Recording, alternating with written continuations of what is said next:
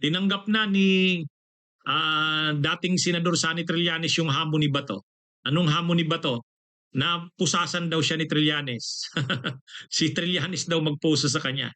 O, tinanggap na yan ni dating Senador Sani Trillanes. Itong ano natin, si Trillanes, tinanggap ang hamon ni Bato. Ha? Alin na hamon ni Bato? O, maaalala natin na noon pa yan, sabi ni Bato, kasi mainit siya, pikon siya kay Trillanes.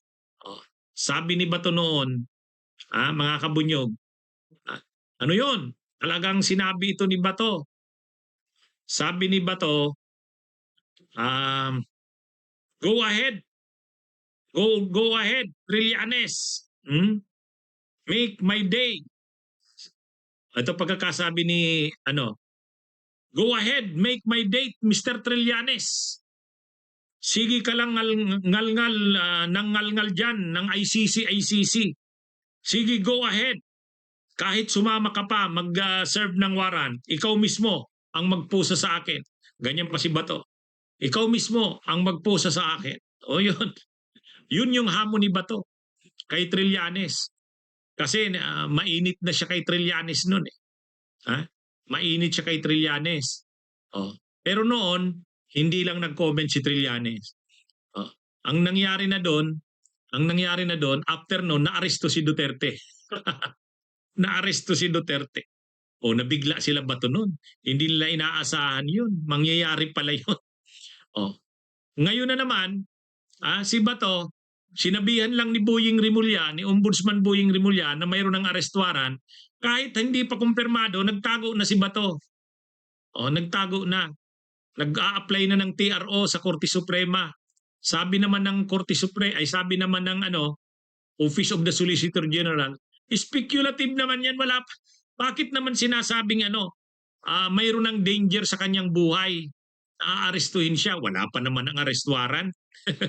Kaya yun yung sabi ng OSG, speculative yung sinasabi na may banta na sa na delikado na yung buhay ni Bato, yung kalayaan niya.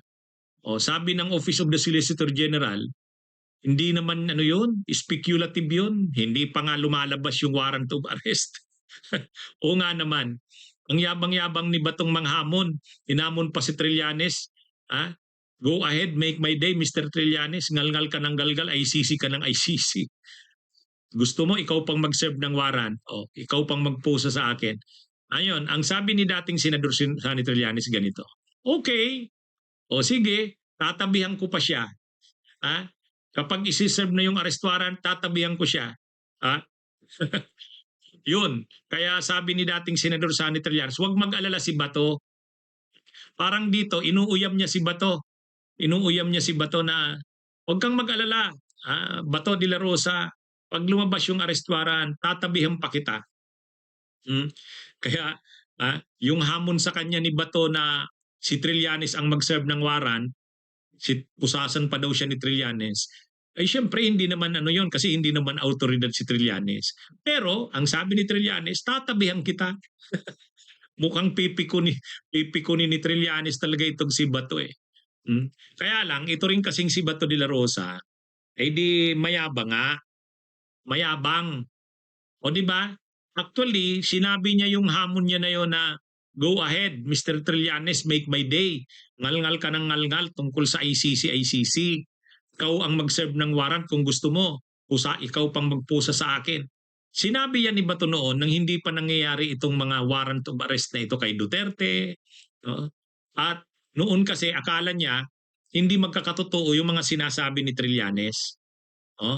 Ang akala noon ni Bato, talagang dahil hindi tayo na member ng ICC, kasi ang ginawa noon ng panahon ni Duterte, inalis tayo sa pag-member sa ICC.